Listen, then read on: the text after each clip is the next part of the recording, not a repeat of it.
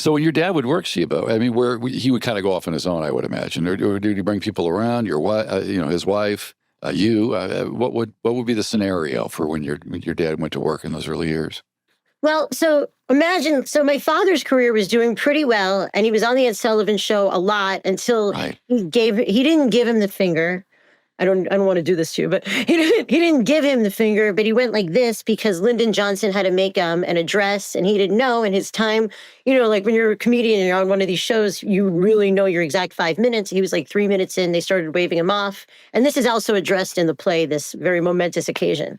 Oh, So really? Lyndon Johnson made an address. So then his career was completely in the toilet, which is why he was in Florida, down on his luck. He was way up here, and then people were paying like $10 a ticket to see him at like the Newport Hotel in Miami Beach, for example. Mm-hmm. Wow.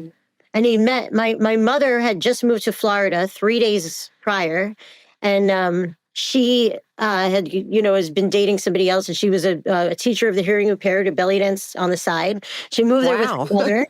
And she met him. She was going to school for her master's degree in Miami, and she was sitting at Wolfie's Delicatessen, and he sends somebody over to the table. It was his friend Wooly, John Woolley, who's also in the play, says, "You want to meet Jackie Mason?" And my grandmother was a very pushy Jewish mother. She goes, "Of course she does, certainly." So they go and they meet him, and he starts asking my mother a question. "So are you a long time?" And my grandmother goes, "Well, we just moved here 3 days ago. Let me tell you, I've always been a great fan of yours, and I've loved your act." And he would ask my mother a question, and my grandmother would keep answering. And he would go, "Well, she must also be a ventriloquist. Every time I ask her a question, the answer comes out of your mouth." That whole scene is in the play.